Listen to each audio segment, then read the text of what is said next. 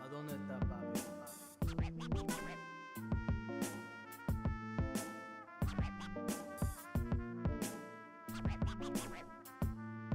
¿A dónde está papi?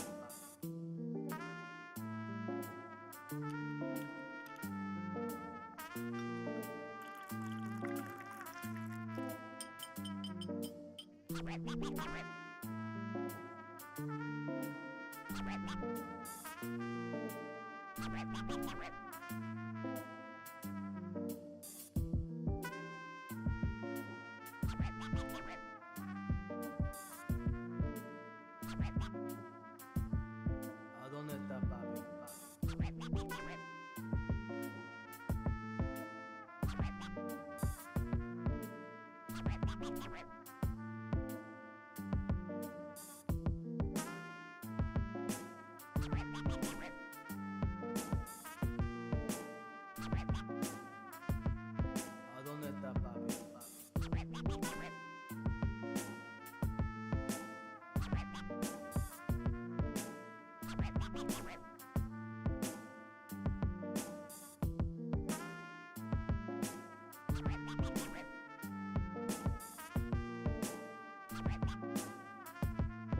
¿A dónde está papi? ¿A dónde está papi?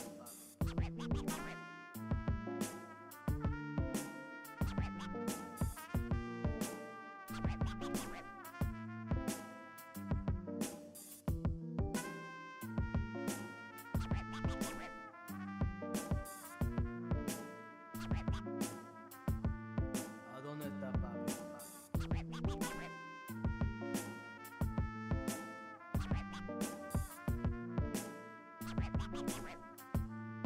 ¿A dónde está papi? ¿A dónde está papi?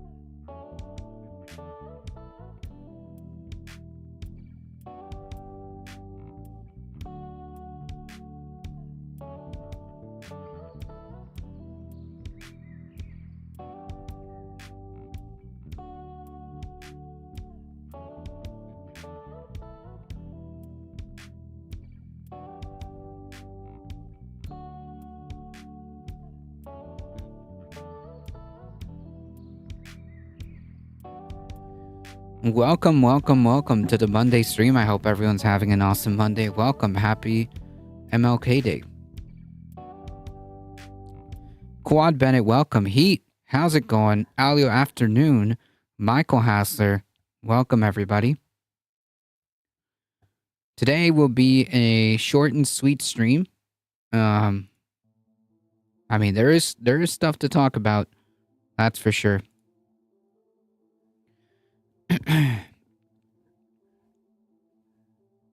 Howdy.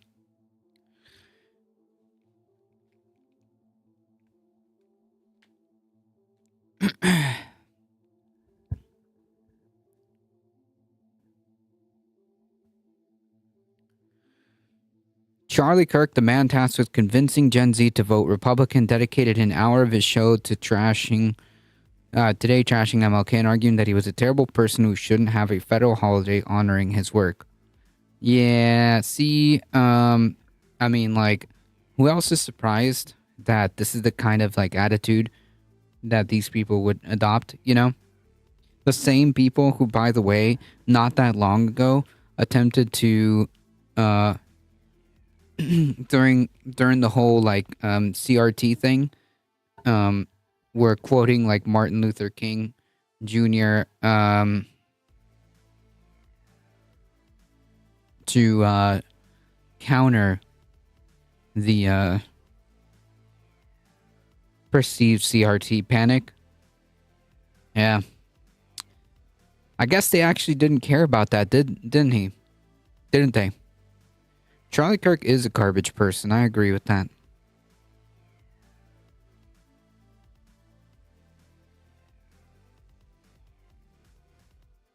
Joe Mentum? Oh, Joe Mentum. Biden campaign touts near 100 million fundraising, all record-setting fundraiser for former president. For President Biden.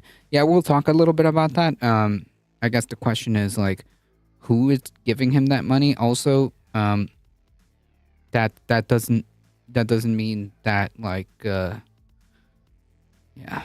that doesn't mean things are well. You know. Adult film star Stormy Daniels drops a bombshell on Trump and reveals that she expects to personally testify in his upcoming trial. That's interesting. I guess we'll see. Twitch does decide that MLK's biggest speech, I Have a Dream, is DMCA. What? That's nonsense. Why would that be DMCA?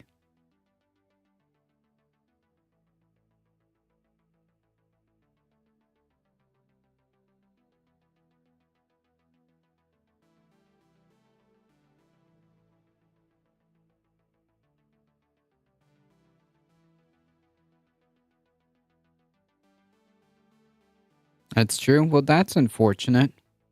Like, how does that make sense? Why would they DMCA I Have a Dream on, especially like on MLK Day? Really?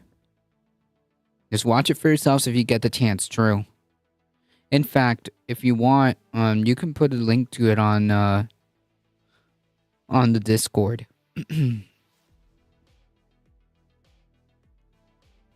Folks, it's about to get really cold. If you are in the U.S. and you're in the crosshairs, because I'm sure like there are certain parts that are already experiencing this.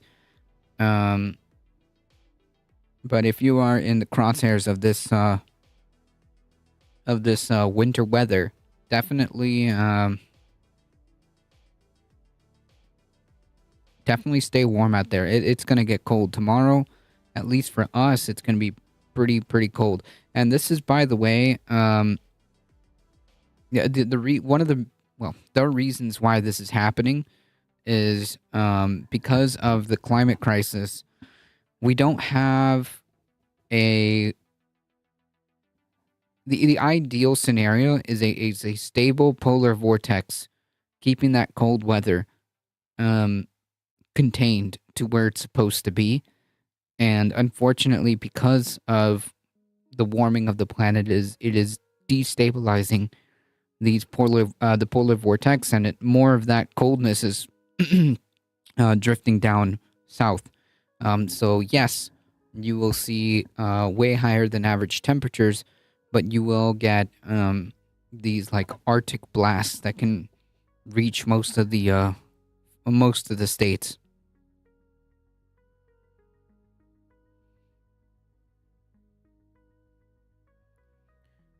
I was not allowed to save it in bots. That's unfortunate.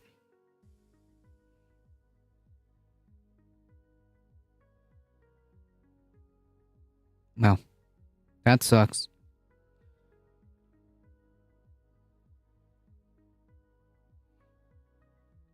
All right, folks. We got to get this started.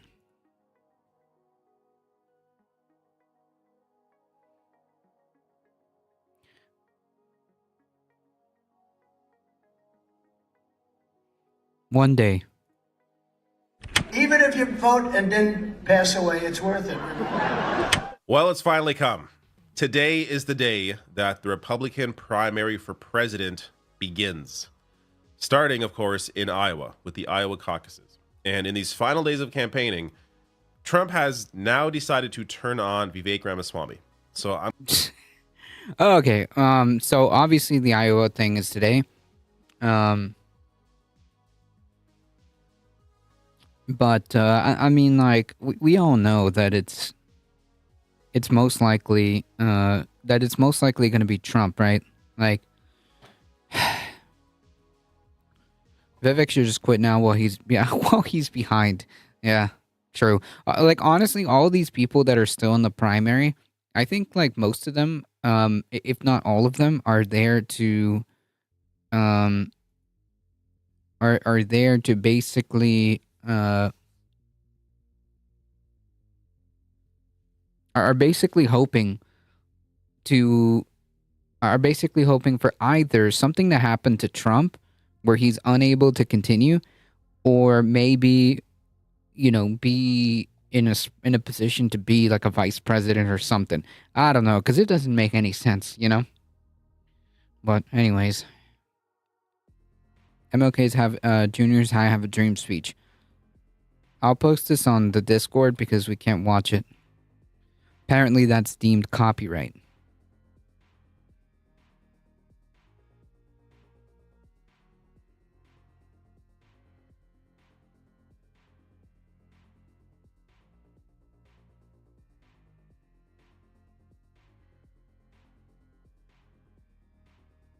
I was just screening some too.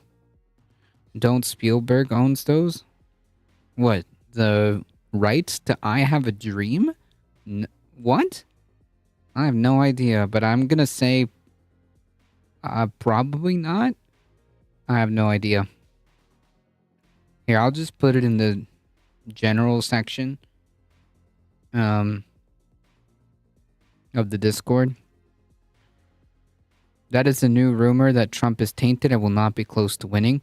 I don't think so. I mean, like, unless something physically makes him unable to run, I don't think so. I don't think so. Unless there's like some physical thing that prevents him from running, whether it be like legally he gets banned, or whether he, I don't know, an act of God happens to him and he's unable to continue. Like anything short of that, nothing's stopping that. Nothing is stopping that.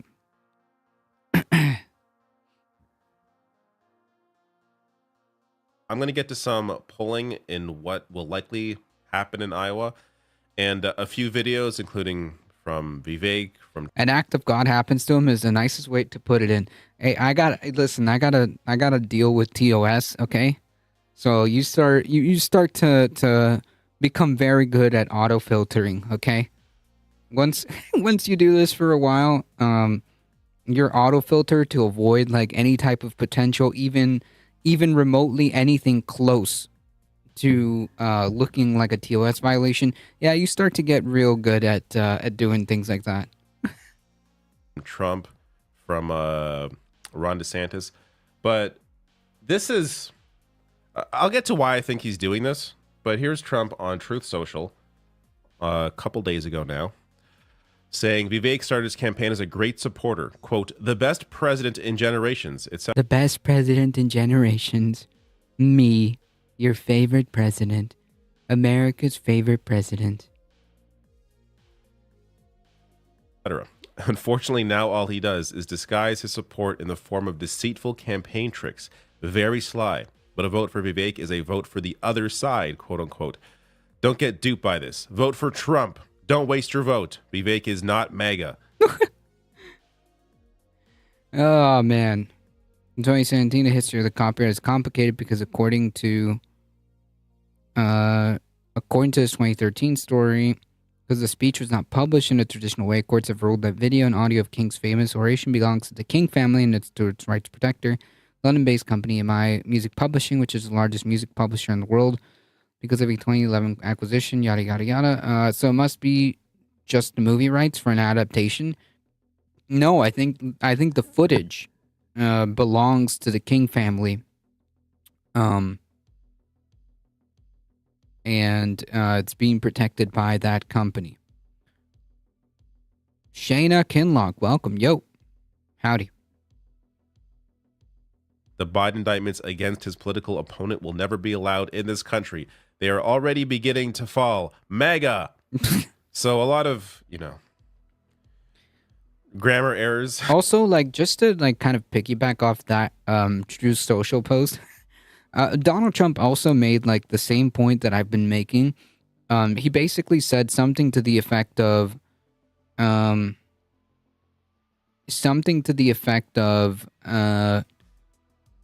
reason why Ron DeSanctimonious is not going to win is because he's MAGA light, and like most of the Republican Party is MAGA, and I'm paraphrasing it and I'm rewording it, but essentially what he's saying is that I'm the real deal, and nobody's going to be able to replace me.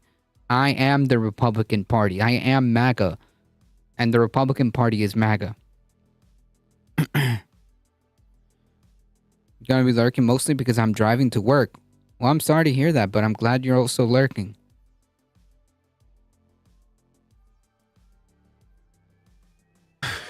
What? I don't know why I'm even pointing that out. Of course there are. It's Trump.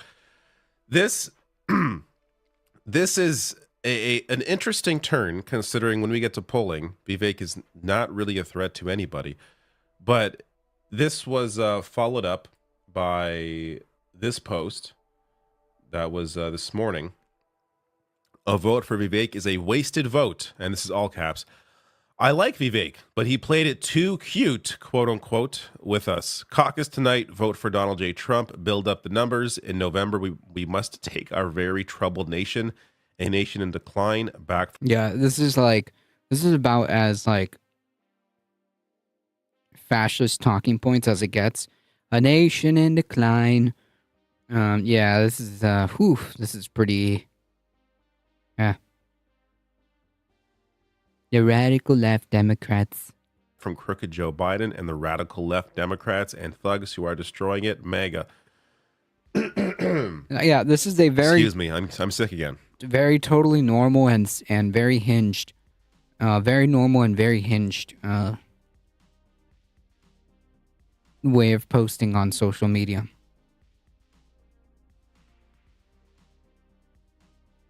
As you can see, because I have a child in daycare. But this is, it's just funny. It's just funny because it's so ridiculous. This is the polling right now in Iowa. Trump sitting at 52.7%. Nikki Haley is the next closest. She has passed Ron DeSantis, now sitting at 18.7. DeSantis at 15.8, and Ramaswamy at 6.4. So I think it's, unless something incredible happens, like all of Trump's supporters in Iowa don't like going out in the cold to go in a caucus, then it's very likely Trump's going to win and win big in Iowa. The reason why I think he's going after Ramaswamy here specifically is because there's no debating this, right? There really isn't, unless something happens to Trump. Like, that's it. Hey, Cosmopolitics, how's it going? Welcome.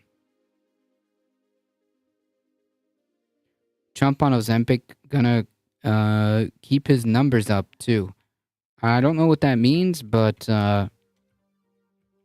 yeah, I don't foresee any of this changing. Hey, folks, if you have a second, please consider going to twitch.tv/cosmopolitics and go show her some love. Was that a blood pressure med? I have no idea. I've literally never heard of that. Ramaswamy is the one person he can really pull support from. So I think Trump really wants to have a clear blowout over Haley and DeSantis, and Ramaswamy has been the one candidate who has campaigned as a diehard Trump supporter, while also running against him. Oh, gotcha. It's for Weight loss and diabetes. It's really like it's next level fake politician.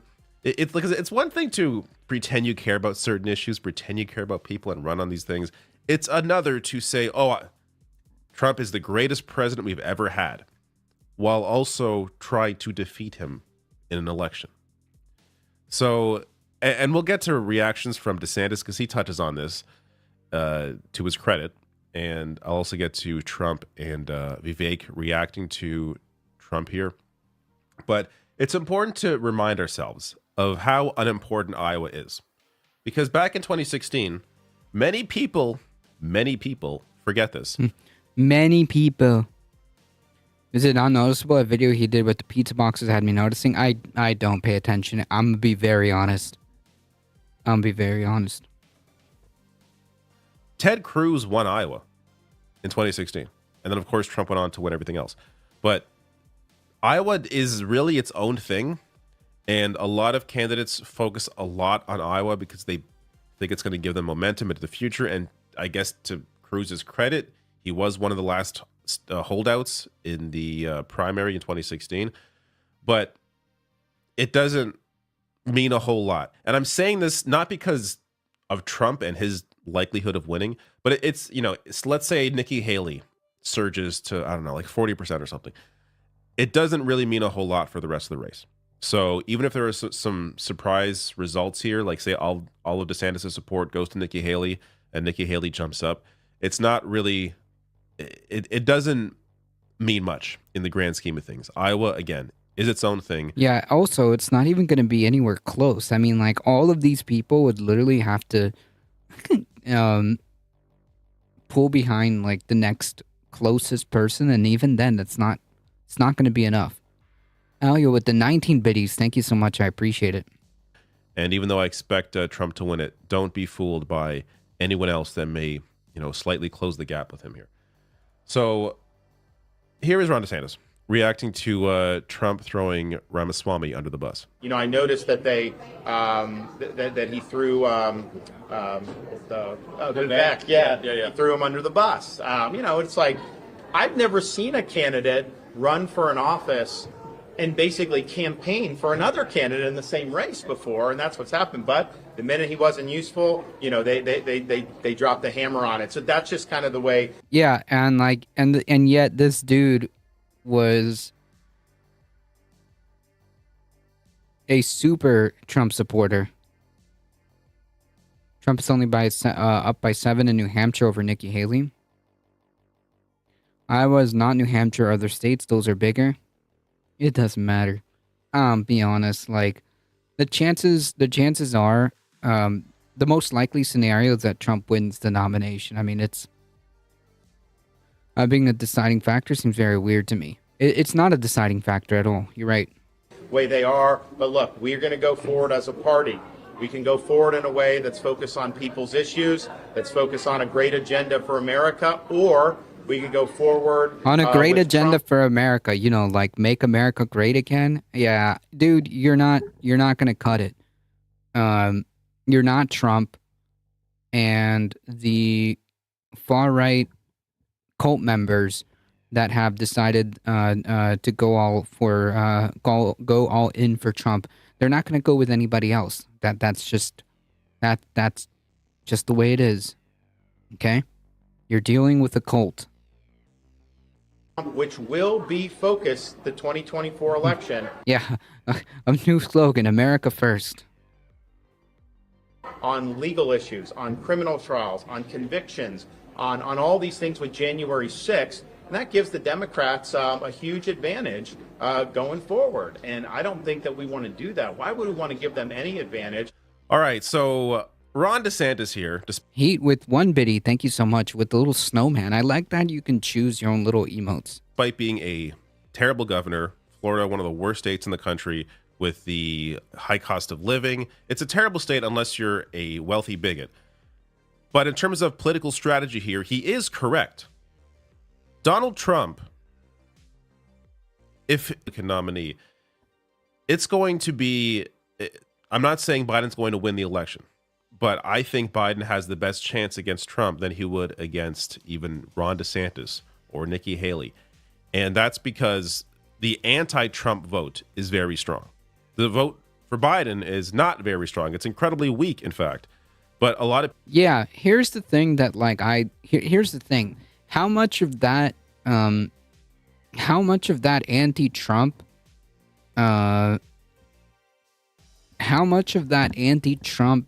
energy is going to come out in these circumstances?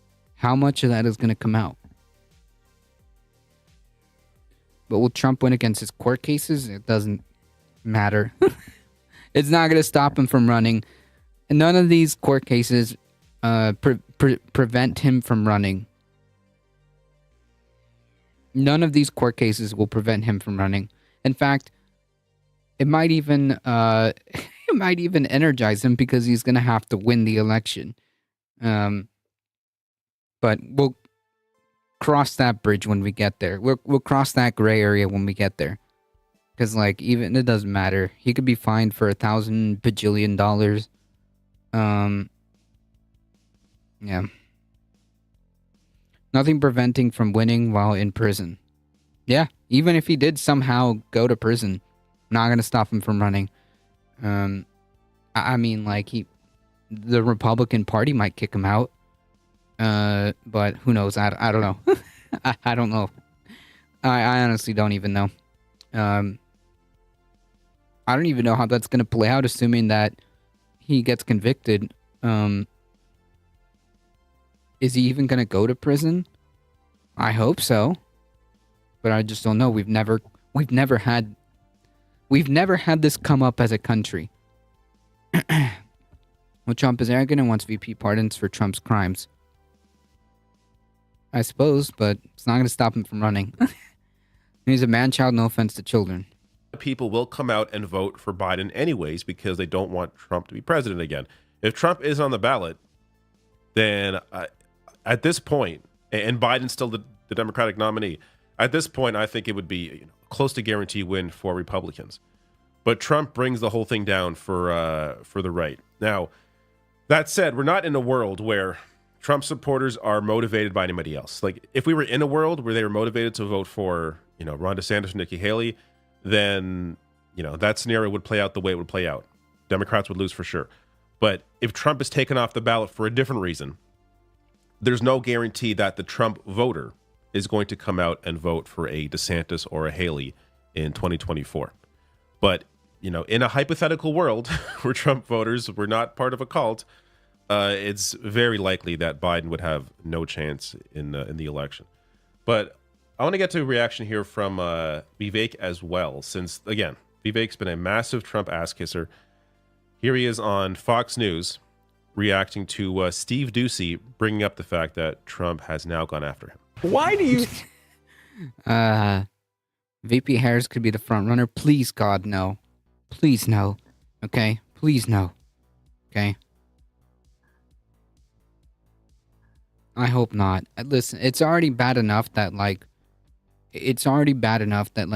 is all but is all but going to be the nominee. It's already bad enough. Ron DeSantis? think former President Trump threw you under the bus over the weekend? Well, I didn't get thrown anywhere, but I think there might have been an attempt to do that. I'd say that it's partly because of what you were under the bus. Well, look, I'd say what Elon Musk and others are saying. The bus had snow tires on it. Well, I'll tell you this: is what? But the DNC controls it. Then, man, I don't know. Why would we support? Then the question becomes: why would you support a party that doesn't even listen to you?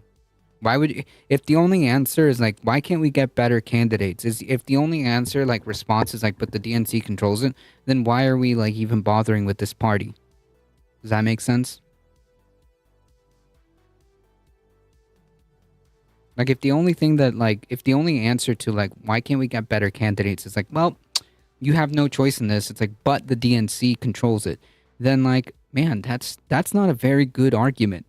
That's in fact the biggest apathy creator, and it's part of really the problem. That's only exacerbated by the fact that there is only two parties, effectively, because no 2025 project and Trump ruling supreme, but also like nothing gets done. Okay?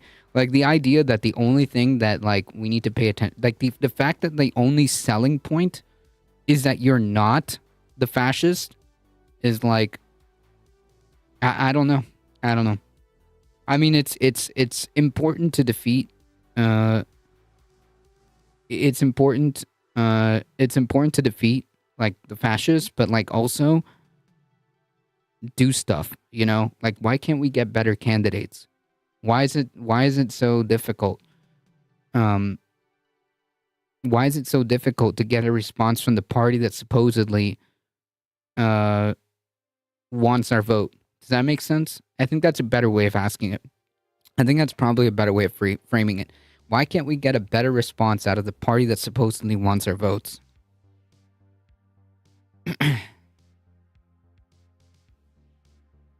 I'll leave it at that. Is, you know, I took it in a lighthearted way, but the truth is people have to have their heads stuck in the snow not to see what's happening on the ground here. I know the mainstream media is ignoring it, but there has been a massive surge here late in the process. A number of endorsers who were widely expected to go to Donald Trump, legends in Iowa, like former Congressman Steve King, widely expected to go for Trump, came for me. A number of the strongest constitutionalist conservatives have switched from the other candidates in the last 72 hours to me. Steve Holt came from Ron DeSantis. Right. And so I think people who are actually on the ground are not blind to that reality. And I think the mainstream media, largely for better or worse, has been, which means I think we're going to see a shock tonight. Really fun to see Vivek spend his entire campaign kissing Trump's ass, only to now discuss these various endorsements that he thought would have gone for Trump go to him. Also, like, come on, man. Come on. And clearly campaigned for himself, as he was the whole time, because the whole point of kissing Trump's ass was to try and get closer to Trump supporters, which again is why Trump is specifically going after Vivek in an attempt to bring back some of that support that may have gone to Vivek that could go to him. It's all just so... This part of it is just spectacle and ridiculous because Vivek is not going to win Iowa. You're hearing it here first. He's not going to win Iowa. But he also, I'm not going to read this. the idea. You can stop it. I saw President Trump's Truth Social post. It's an unfortunate move by his campaign advisors. Ideally, if you don't want to vote, it's your liberty not to vote. Yeah, but like the point being is that it's not that like, oh, you know, well, if you don't want to vote, don't vote. It's, hey, why are a significant chunk of people feeling that way? You know? Because, like, the idea is that you want a lot, as many people engaging as possible. But if you don't give them a reason to be engaged, then Trump wanting for 10 years about a rigged election would be sweet. Yeah, but it's not just like Trump defeating Trump. You know that, right? Like, this isn't like, you know, this isn't like team sports or anything like that. And I don't think you feel that way, but I'm saying like, seeing Trump lose is just like, okay, well, we get to put a little more time on the clock. Yeah, that any Republican would read all of this. Come on. If you don't want to vote, at least write "fuck you" on the ballot like an American. True. You can't let the perfect be the enemy of good, but like, give me something to work with. Right, but like, it's not just like, oh, I'm incapable of voting unless like the candidate's perfect, exactly what I want out of a candidate. Like, no, that's not, you know, I don't think that's what anybody's saying. It's just like, man, this is what we're working with. Jeez. Come on.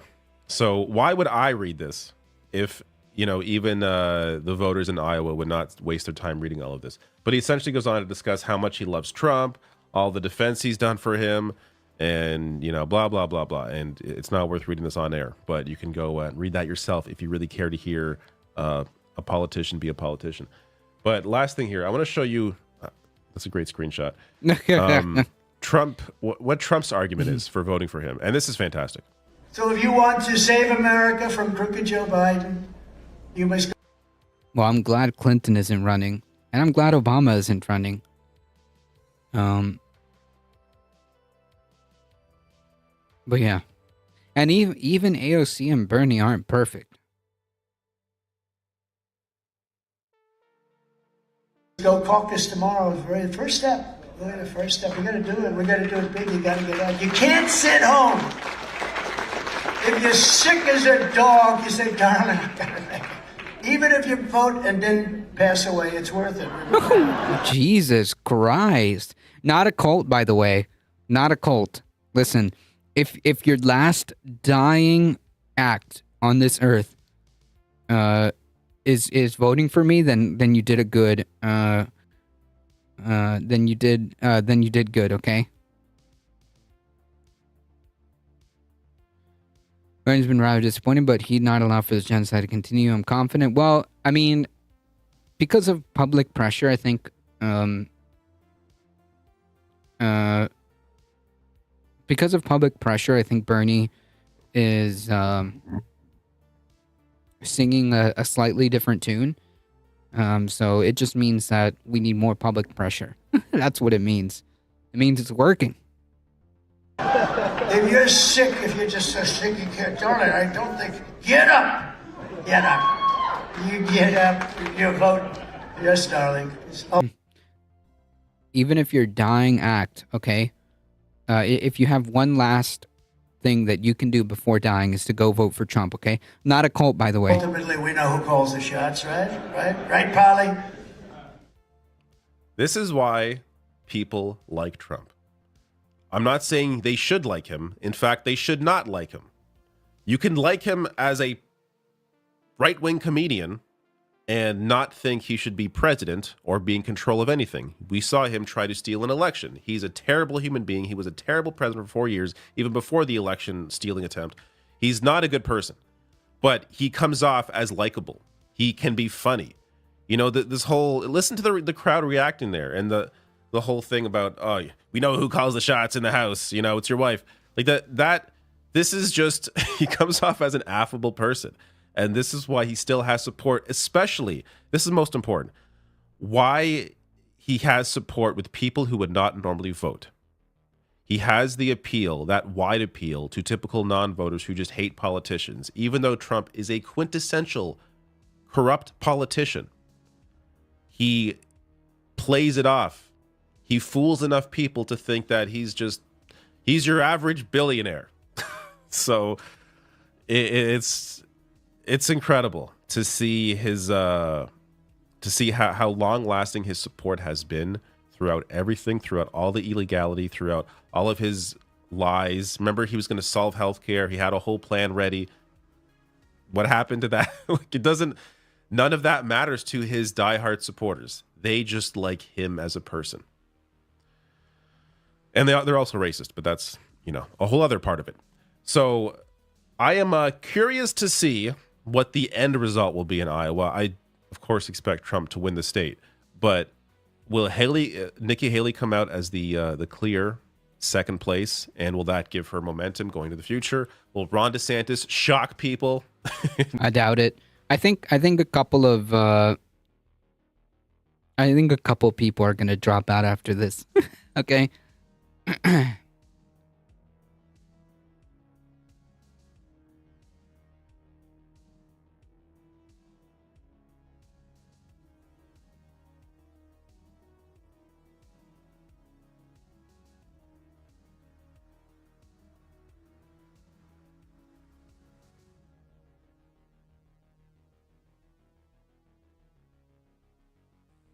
Ron DeSantis. Ron DeSantis. Ron DeSanctimonious. Meatball Ron. And overtake Nikki Haley and come in a close second. Unlikely. I really expect it to be Trump, Nikki Haley, Ron DeSantis, Ramaswamy, in that order. But how close each of them are to first place and between each other, I think will help to possibly dictate future states. Though, again, Iowa is its own thing.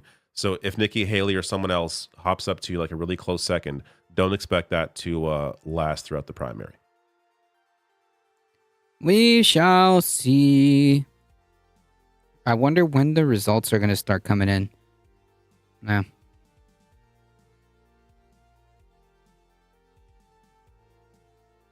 If you'll recall, back in December, I guess, was it November or December, there was a Republican Speaker of the House named Kevin McCarthy. And he I think we briefly talked about this. But yeah. was desperate to stay in office and get his time in the sun. And so he agreed with a couple of the Freedom Caucus members to put in a provision where like one person could basically bring him up for a vote. And that happened. The Republicans had about a 8-vote cushion against the Democrats. The Democrats are like, well, we're not going to vote for you to be Speaker of the House because you're from the other party. And why would we do that? Yeah. And the McCarthy couldn't get those 9 votes that he needed from Republicans. And so he was ousted. And there was, I don't know, about 5 or 6 failed attempts to elect someone else to be Speaker. And then ultimately, they decided on the one of the biggest theocrats in the House, somebody who apparently does not believe in having any interest-bearing bank accounts, so that he doesn't have to reveal his assets to anybody. Caucuses don't start until 8 Eastern. Gotcha. Oh, yeah, no. Okay. Yeah, we're probably going to have to talk about it tomorrow, I guess. A guy who is about as extreme as it gets and certainly is looking to impose a theocracy in this country, but also knows that, you got to lie for the Lord, and the Lord has told us to sometimes you've got to, function as a sheep and wolf. Also, second in line to the presidency, by the way. Clothing or wolf in sheep's clothing, whatever it is. But everyone was talking about how these conservatives have been able to sort of control their party, these 9 people, at different times it was slightly different 9, and bring them to their knees. And it turns out, well, that didn't happen, really. There are 2 deadlines for funding to run out for the government. One is on January 19th. The second one is in the first week of February. And there are different things that are going to run out of money at different times. There's a partial government shutdown on the 19th and the full government shutdown by February 2nd. Mike Johnson has come to a deal with Chuck Schumer on how to fund the government. Now, the thing that everybody agrees on is that we need a massive, massive military budget that dwarfs like all of the rest of the nation of the world's which is absurd. This is beyond absurd, okay? Like, never mind the fact that we're already spending like enough money to fight God herself, but like the fact that the Pentagon couldn't pass this 6 audit as to where the part of this money is going to is absurd. Okay, it's absurd. We don't need to continue giving more and more and more money towards the military. That's it. Enough is enough is enough is enough is enough. That's just wild. U.S. House Leader Mike Johnson admitted there are 2 presidents because Trump won the 2020 election. Yeah, that's obviously not true. That's obviously not true. Military budgets combined. Right. Because, of course, of some looming threat. Like, let's say, I don't know, we're invaded from outer space. We need to spend almost $900 billion. That's absurd. Can you imagine like what we could do with like a budget of $900 billion? Like, just think about that for a second. Like, even if we took like 20% of that, we could do so much. We could do so much. And it would be way more effective and way more productive and way more beneficial than putting it towards like the military. Weapons are the backbone of the U.S. economy. Is it though? on our military, and that's just the money. Like, don't get me wrong. I know, like, the arms industry is massive, but like, damn. That is like on that line item. There's a lot of other things that are sort of end up feeding into the military from other directions. Our discretionary budget, our non-military discretionary budget, I should say, is closer to $775 billion. So basically, the rest of it. The rest of it. And this does not include the non-discretionary, which is like Social Security and Medicare. Fortunately, that stuff is sort of sequestered away. But Mike Johnson announced that they struck a deal and they cut whatever it was. And it turns out that no, all he did was follow almost the exact same deal that Kevin McCarthy had. The big change was, you'll remember in the Inflation Reduction Act, the Democrats passed $80 billion to beef up the IRS over the course of 10 years. Some people were very upset about that because they're libertarians or they're conservatives and they don't believe that the U.S. government should be collecting taxes. But the IRS has been going after wealthier people. They have been and that's probably the problem, yeah. Mike Johnson brought forth the idea to challenge the election results in 2020. Yes, he did. Yes, he did. Again, will Congress ever change from funding the U.S. Armed Forces and Trump? Yeah, but like, this isn't like happening in like Congress. This isn't happening in a vacuum, right? Like, these people get there into power because they're voted in. And it's not like, oh, well, you know, man, it's just Congress being Congress. Like, well, then I guess by that, then should we just even be doing anything? Like, what's the point? Like, it's just, it just sounds like you're throwing your hands up in the air and says, well, Congress, you know, they'll never change. Will they ever change? That's not, no. Actually, the Treasury Secretary made a vow that we're not going to go after anybody making less than $400,000. You can look at graphs and look when the IRS gets defunded, the number of people who are on the lowest end of the income spectrum get an increase in scrutiny because it's much cheaper to go after them. That's the low-hanging fruit. It's like literally like in terms of, because for every dollar that you spend with the IRS, you get an average about $6 in return. But if they don't have the funding to go after complex cases, which is what rich people have because they have lawyers and accountants to hide their money, it's essentially like I can pick up a bunch of fruit that's on the ground, that's fallen off the tree. The quality of that fruit and the amount of fruit I'm going to get from it, because I have to cut off the pieces that are rotten, is going to be less, but I can do more volume. But if I could go and reach the fruit that is higher up, I'm going to get bigger payload there, but I don't have the money for the cherry pickers, essentially. Yeah. That's the metaphor. But with that said, $80 billion over 10 years, the Democrats agreed with McCarthy in a deal where they would cut $20 billion of that $80 billion, and they would do it over 2 years. Well, Mike Johnson has got that $20 billion in 1 year so that he can claim that he cut the budget more and sell it to conservatives. The problem is he knows he's full of it. He didn't even tell his Republican colleagues that he was doing it, which they're pissed about. Yeah. And it looks like we're back to the drawing board where the Republicans are, some of these conservatives are going to shut. Well, I mean, they're either going to have to shut the government down or, I guess, file a motion to vacate, I guess. Simalaka, welcome. It's not Trump's Space Force. It's a U.S. Space Force split off from the other branches. That's right. The same way the Air Force was split off from the Army.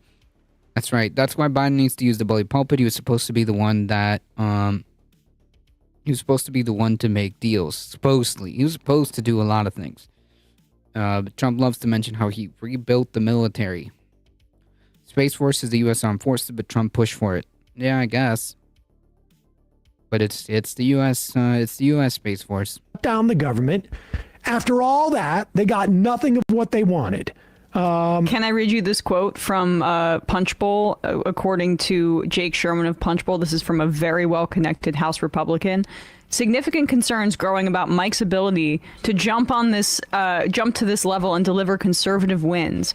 Growing feeling that he's in way over his head. As much as there was valid criticism and frustration with Kevin, Mike is struggling to grow into the job and is just getting rolled even more than McCarthy did. It's almost as if your conservative demands are not viable right now because, one, when the government shuts down, Republicans get blamed. We understand this. The White House understands this as well. Two, because there is a Democrat in the presidency and a Democratic-controlled Senate. So all of the stuff that was unrealistic for Kevin McCarthy is unrealistic for Mike Johnson as well. Without a doubt. And now all we have is the idea of a government shutdown driven by Republicans happening deeper into the election year, as it were. If I'm one of these Republicans from one of the 18 seats where the district voted for Biden but elected a Republican, I'm getting a little bit nervous here. And of course, if I'm a government worker or I am, trying to make a budget for the year 2024, I'm also worried. I mean, let's be clear. When there's a government shutdown, federal workers suffer. Hi, this is Mark Barton at Sandy Hook Promise in Newtown. Alio with the 11 biddies. Thank you. The working class suffers. Hundreds of thousands, if not millions, of federal workers are now freaking out because they're not sure. They can't go to their landlord and say, hey, man, I'm not going to get paid for a period of time. That's also true of federal contractors, people who work for federal contractors. And I'm not talking about the people who own these contracts, like the people who work for them.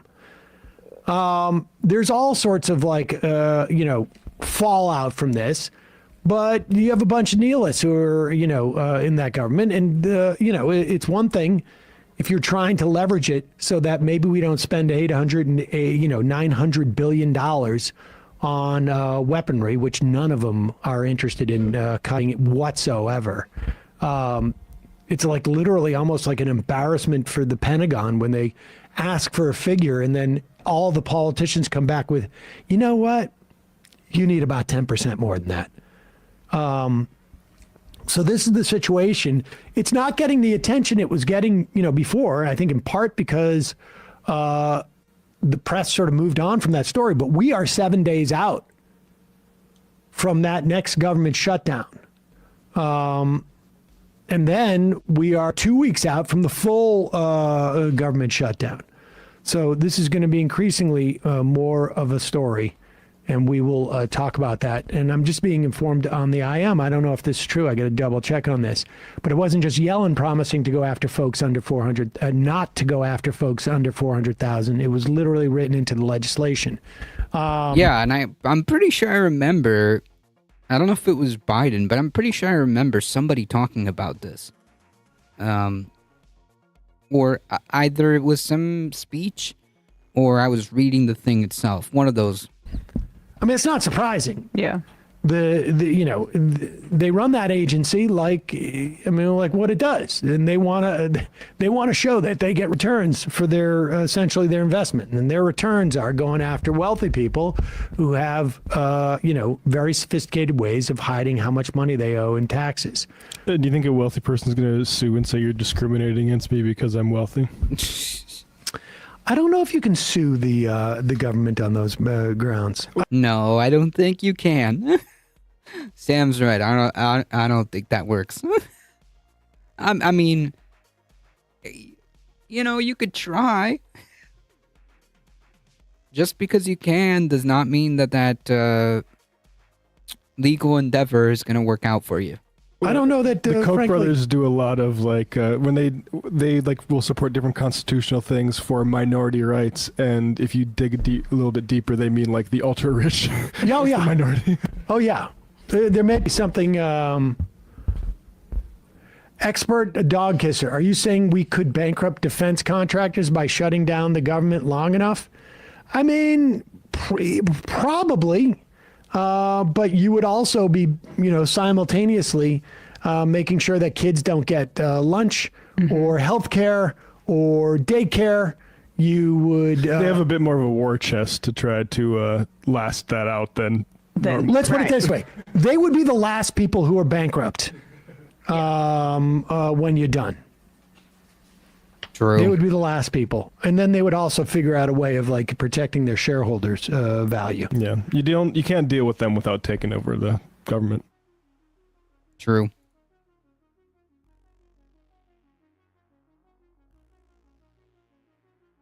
All right, I think this is what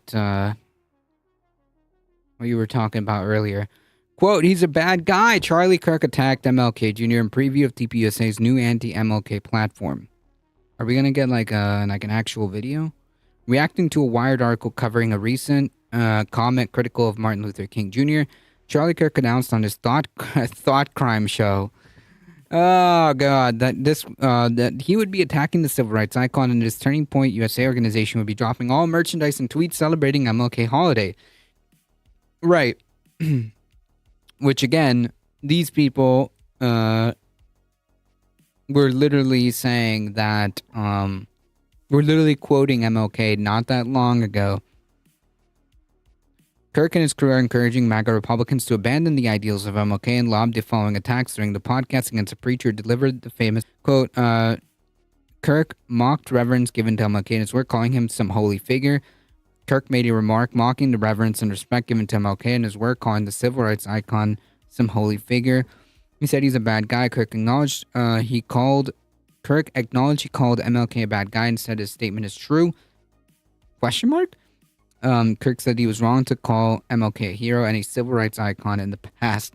Jesus, like, I mean, we're skipping a hop away from like the Republican Party just like outwardly just fucking like Sieg Heiling, okay? Kirk said the passage of the 1964 Civil Rights Act, which banned segregation, was a mistake. Like I said, we're literally just a skip and a hop away from just like outright, goose stepping Sieg Heiling fucking Republicans out in the open. Right, like no more hiding, no more even attempting to dance around it, no more playing anything. Like we're this close. Yeah, if Jesus showed up, they would call him a fake and a commie.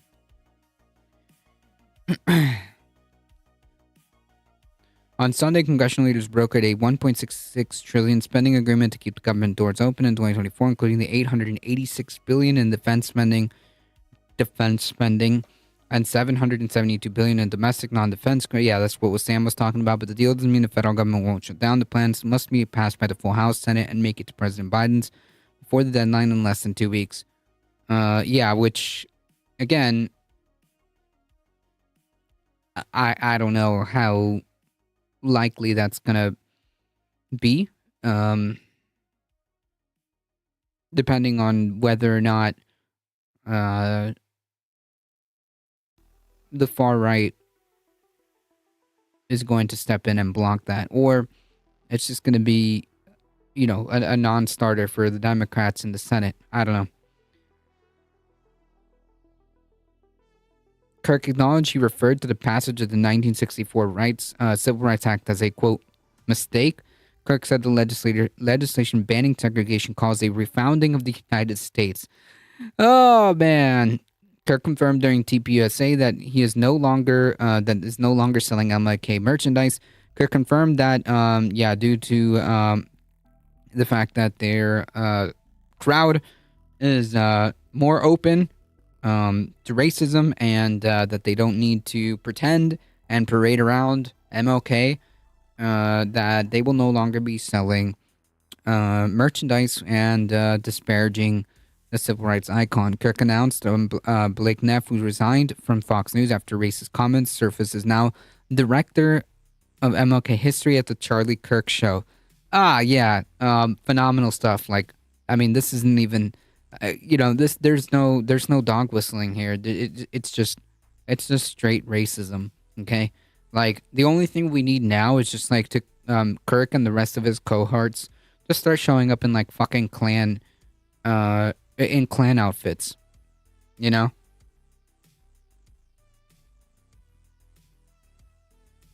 Kirk announced Blake Neff as the show's director of MLK and will help Kirk attack MLK. Neff, who was Tucker Carlson's top writer, the White Power Hour back then. Nice. Fox News, after racist comments he posted to an online forum, were uncovered the top writer for the White Power Hour. Surprise. Kirk said Neff is also known as the White MLK. Whew. Kirk announced he will be doing an hour-long show attacking MLK. Kirk said he will be doing a show on MLK Day attacking the civil rights icon. Kirk implied that those who revere MLK deify, worship, and pray to him. Kirk said, if you pray in the name of MLK, it does not heal you from the sin of racism. Even Klansmen have shames. That's true. These guys have no shame. You're right. Maybe like they don't even need the hoods anymore, right? But I guess just to make the point. But yeah, they don't even need the hoods. Yeah. Neff suggested King's name implies a monarchy and implied those who don't speak out against King are worried about treason. What? That's his last name, dude. Kirk noted that the acceptance of MLK is mainstream, making MLK a truly bipartisan worship figure. Kirk likened his new anti-MLK attacks as an EMP and electromagnetic pulse because MLK has bipartisan acceptance that has been accepted by mainstream groups. Although one can argue as to the fidelity that some groups have to his teachings, right, because Republicans are racist and just use it as a thin veneer. But anyways, I think we're getting the point, right? Jack Posobiec, another far-right fascist who has documented ties to white supremacists, noted that MLK's dream sounds great, but advocated for the right to stop supporting MLK. If Trump is not on the ballot, MAGA will write him in? Maybe. It's refreshing when they just say the quiet parts out loud. It makes it really easy. You would think so. But like, while it's true that like you get this like outward, like, okay, we know who these people are. There's no dancing around words. I think that like while that's true, like you like, all right, finally these people are being honest about what they feel. The problem is that they feel that it is acceptable to be this way. That's the problem. Does that make sense? The problem is that they feel that it's acceptable to the point where they can just say and do these things. I mean, like, wow. Like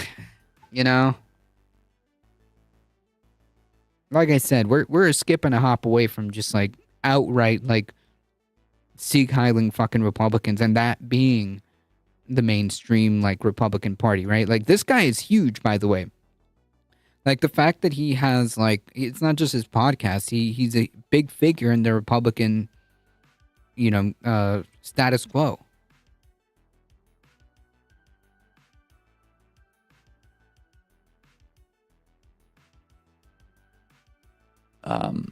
One of the criticisms that somebody has sent, they say, oh, Charlie, you are tearing down statues no differently than the left. Well, first of all, I haven't called for tearing down any statues. But wait a second. If you get a statue like George Washington, Thomas Jefferson, you probably got it for a good reason. You founded a country. And if you're saying that Martin... That's not the only reason you put statues? Question mark? Luther King is a new founder of New America, then make that argument. The question is, should it be a federal holiday? Should it be one of the largest statues, monuments in Washington, D.C.? These are legit questions. And is it the myth, the legend, the fable, or is it the reality? And what purpose? Yeah, like also, I love how like his own, at least one of his listeners was like, hey, wait a minute. Weren't you just defending like the racist Confederate statues? Yeah. Yeah, so maybe it isn't like about free speech and the statues, huh? Does it serve? Has it made America a better country? We want all people that. Yeah, I think pushing for civil rights and being like, while Martin Luther King wasn't like the only one, and while Martin Luther King wasn't like, obviously he didn't just like snap his fingers and all this happened, right? Like, a lot of people and a lot of organizing happened. But the point being is that he was one of the main figures, right? That we will learn about in school. So basically what he's saying is like the civil rights movement was bad? Question mark? I mean, of course. His argument is civil rights bad. Yeah, that's basically what he's arguing. Of course he is. Of course he is. It's like, man, is it? Man, the people like pushing for equal rights, has that really made America better? Well, yeah, dude. We're supposed to be doing everything possible to make that a reality, to protect equal rights for everybody. To have a better quality of life. And Marxism is not the pathway, and race Marxism certainly is not the pathway. What does that have to do with civil rights? What does that have to do with the pushing of civil rights? And if the argument is saying like race Marxism, whatever the heck that is, are you saying that like, are you saying that the left or that Marxists were the ones pushing for equality and pushing for civil rights? If so, then like, yeah, I'm down for that. Call me a Marxist. Race Marxism doesn't mean anything. Yeah, buzzwords. People on the left and right have no clue what Marxism is. I think that people more on the left have a little bit more of an idea. Like people on the right just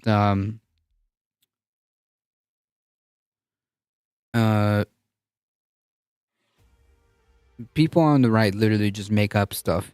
Okay, is Charlie Kirk doing a replacement theory again? No. In this case, he's just basically saying that like, actually Martin Luther King Jr. is bad. Actually pushing for civil rights, the civil rights movement is bad, because he's questioning whether or not, you know, we've had positive outcomes, because of the civil rights movement. So yeah, phenomenal stuff coming out of, big forehead over here.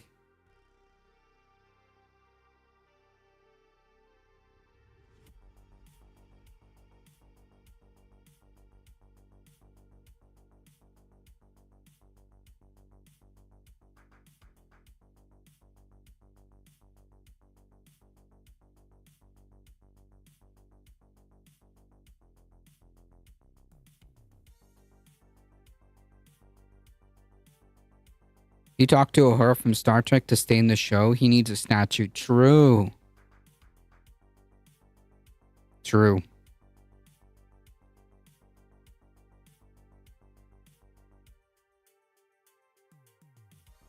First interracial kiss on American TV. Yep.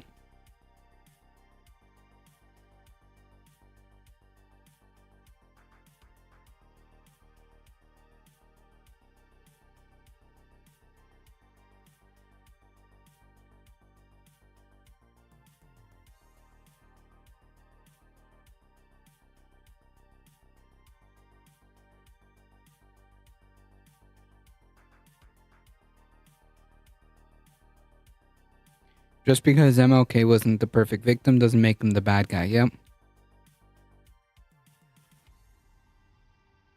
But they also watered down MLK Jr. too. Wait, who?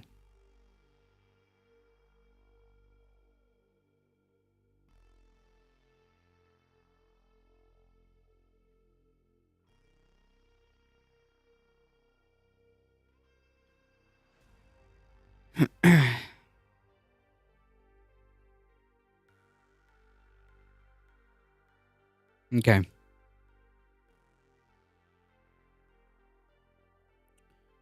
Star Trek was ahead of its time, but Gene Roddenberry was an ex-cop.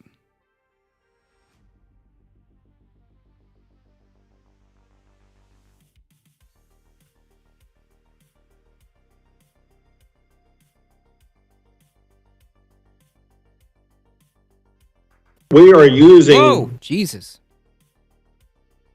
Whew, that's loud. Okay. Let's try this again. We are using every tool that can be used, from building a border wall to building these border barriers to passing this law that I signed that led to another lawsuit by the Biden administration, where I signed a law making it illegal for somebody to enter Texas from another country. And they're subject to arrest and subject to deportation. And so we are deploying every tool and strategy that we possibly can. The only thing that we're not doing is we're not shooting people who come across the border because, of course, the Biden administration would charge us with murder. Yeah. So, like, Jesus Christ. Least fascist thug. Dude literally was like, you know what? The only reason we aren't, like, shooting brown people coming across the border is because they would literally charge us with murder, and, like, we can't do that.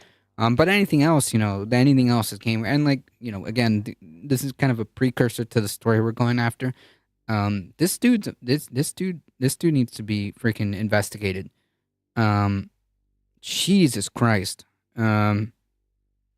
That's a wild thing to say. But I guess pretty on brand for him. So that the only reason why he, the only thing that they can't do, is shoot people coming across the border because, they would charge us with murder. I mean, if you broke the law, you get punished. What is the world coming to? Yeah, I know. The only reason I haven't, like, killed a bunch of people is because, like, I'd have to face consequences. Yeah, no shit. Rather, MLK is watered down in us in education and popular knowledge of the U.S. as someone who just promoted nonviolence when he really did teach people to stand up to oppression without fear is not taught at all. I agree with that. I agree with that.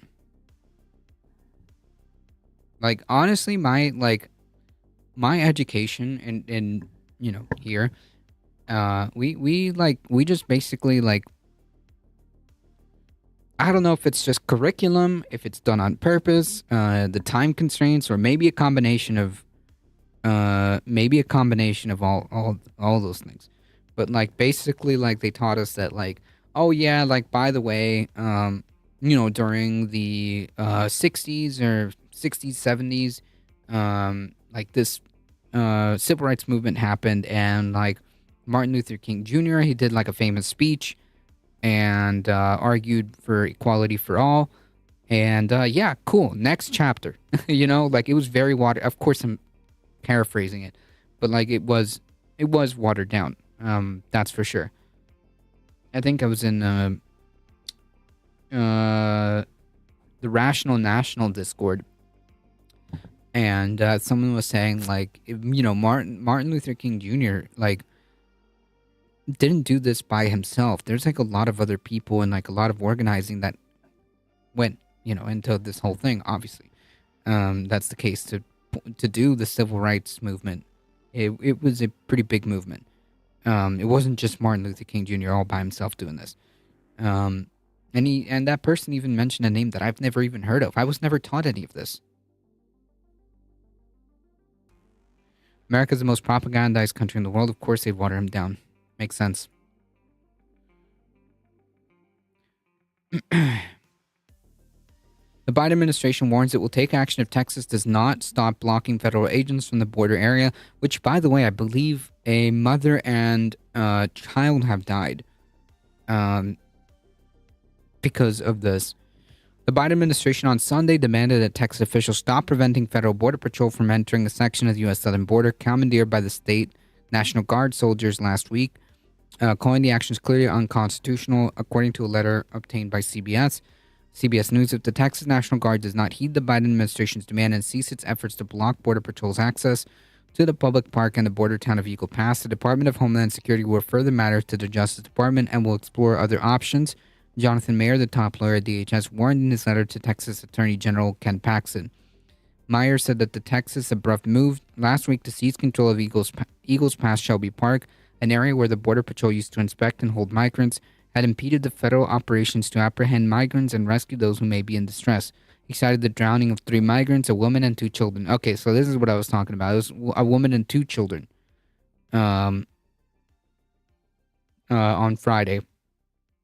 Like, for all intents and purposes, like, remember the clip that we just heard where he's basically bragging about doing everything but shooting people coming across the border because they would be charged with murder.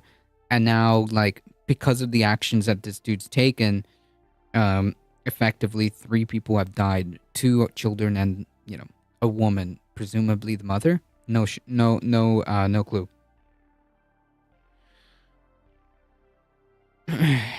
Is the politics of education a political decision to include and exclude history and how history is presented? Now, I don't disagree with you. Wait for the PragerU on MLK. Man. We already had a pro-slavery one, okay? So, not even PragerU's that silly. No, they are. They literally did a pro-slavery video, okay? They literally did a pro-slavery video that was taken down, that they had to take down because it was way too obvious. Way too on the nose. Way too out there, I should say. Mask off. The White House, DHS, and Texas Democratic Representative Henry Cuellar have said the Texas National Guard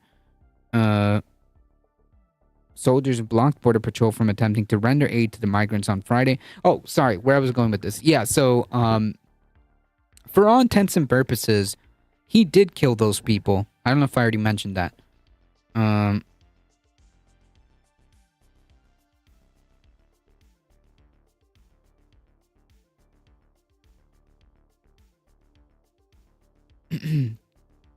For all intents and purposes, he killed those people.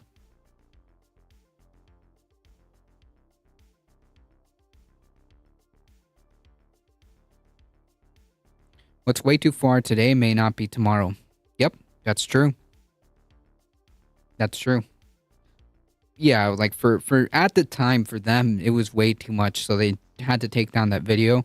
Because I mean, like, I'm pretty sure, like, especially someone like you that's very politically involved, I'm pretty sure if you saw that video, like, it was just an argument for slavery.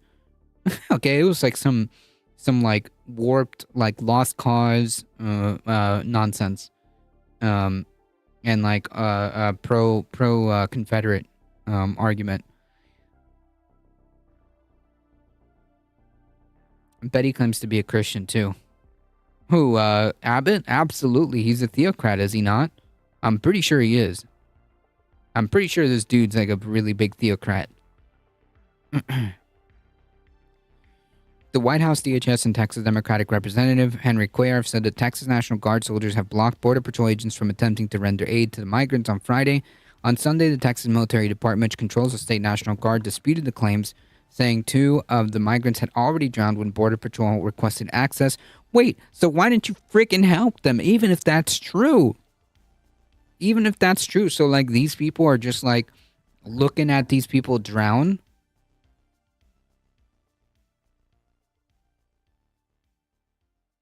Children? A woman and 2 children? And, like, the excuse is like, oh, well, they already drowned. Well, so then who, like, obviously these people knew about this.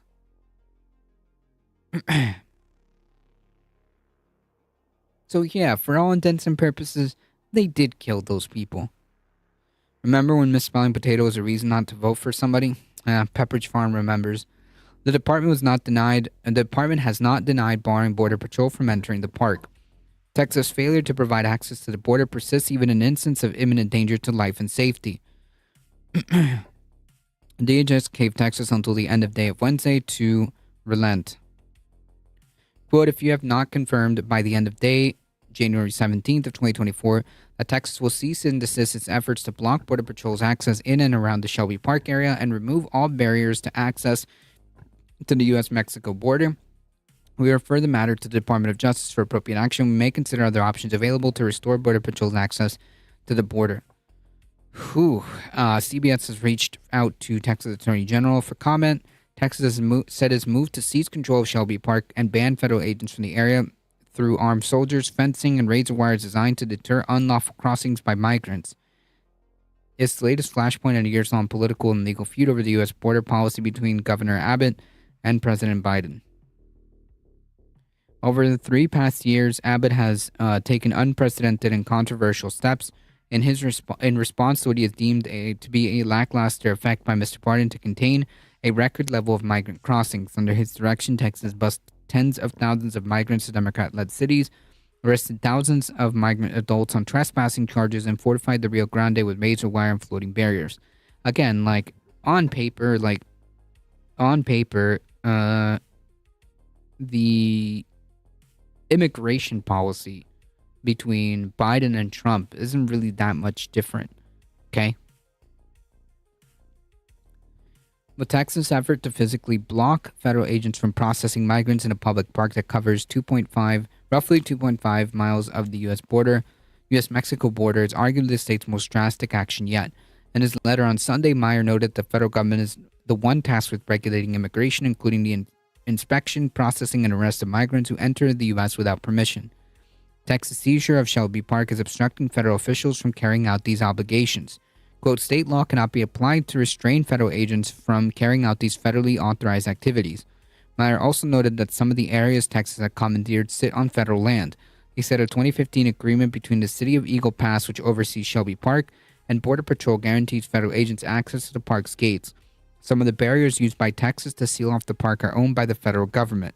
Last week, the Justice Department altered the Supreme Court of Texas actions in Eagle Pass as part of a case over a lower court ruling that barred Border Patrol Border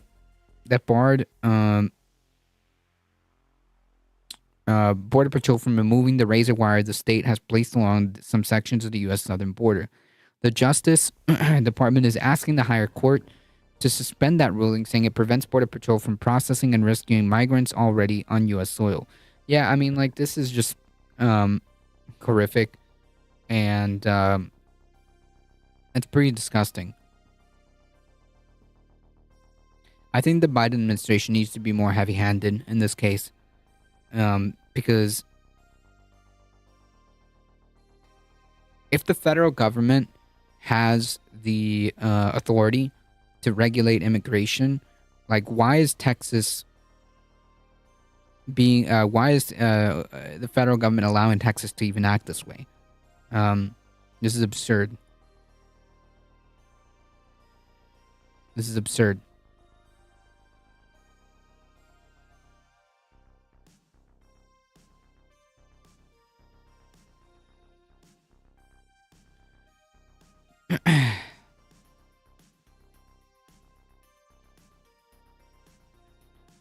Biden-Harris campaign says its largest war chest of any Democratic candidate in history. Can I close this? No? The Biden-Harris re-election campaign announced on Monday today it has $117 million on hand in what aides claimed is the largest sum for any Democratic candidate in history at the point in the race. The president and the vice president's team said it raised more than $97 million in the fourth quarter of 2023. Totals include efforts to fundraise by the campaign, joint fundraising committees, and the DNC. The third quarter of 2023, the Biden-Harris campaign announced it raised more than $71 million and had nearly $91 million cash on hand. The team raised more than $72 million. These are absurd numbers, by the way, to just read off for a presidential election. This is wild.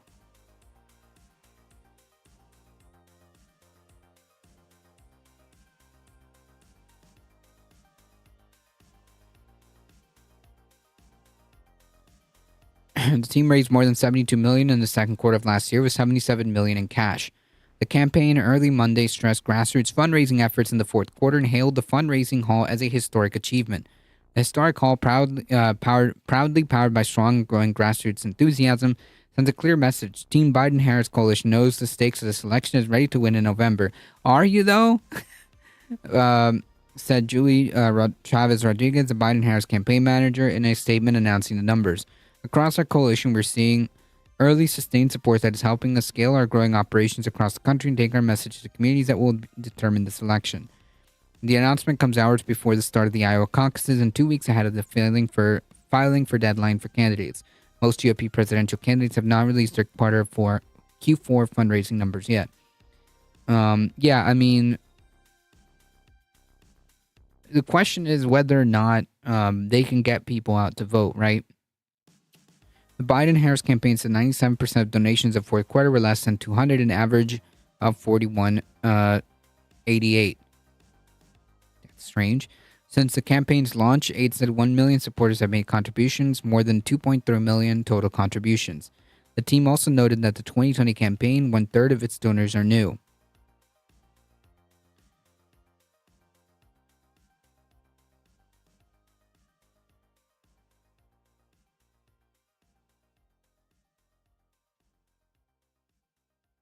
The real question is, what are they going to do in the time, let's be honest, in the short time that is left before, before it's crunch time? How much of that is going to be dedicated to actually reaching out the people that are going to purportedly vote for them, right?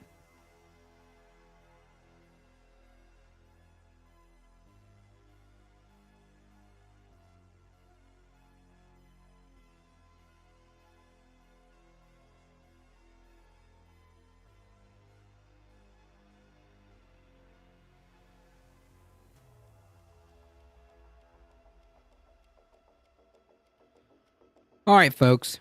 We got through everything.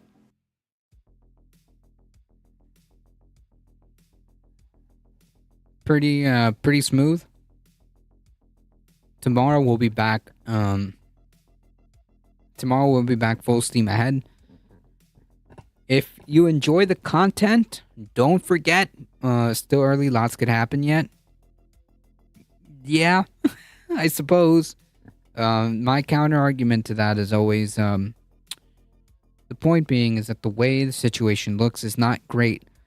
So knowing that the situation doesn't look good, maybe you should start working on it now while it's still early versus looking at it in, say, 6 months from now and start panicking and you can't do anything about it by then. Does that make sense?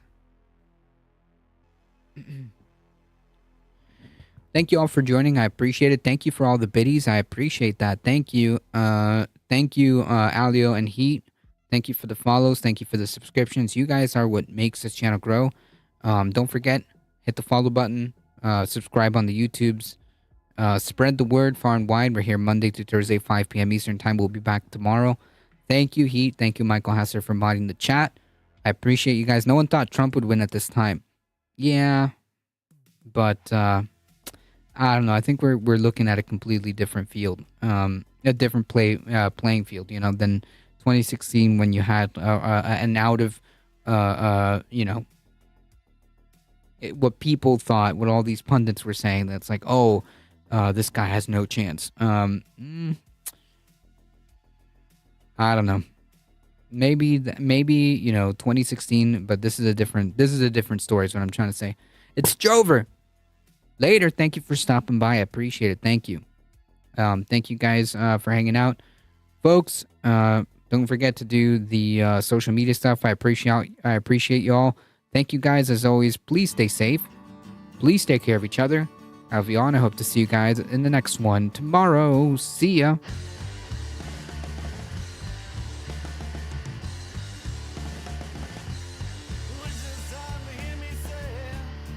Hang tight.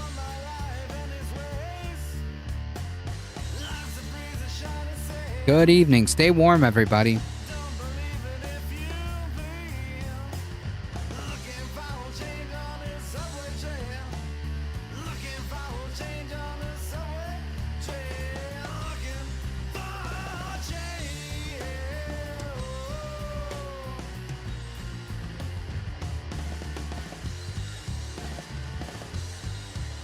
Hang tight.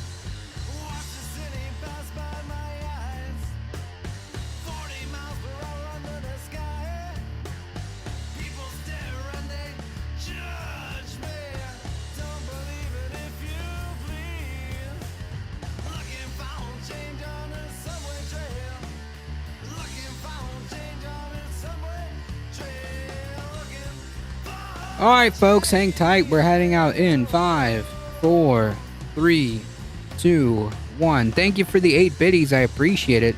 Bye-bye.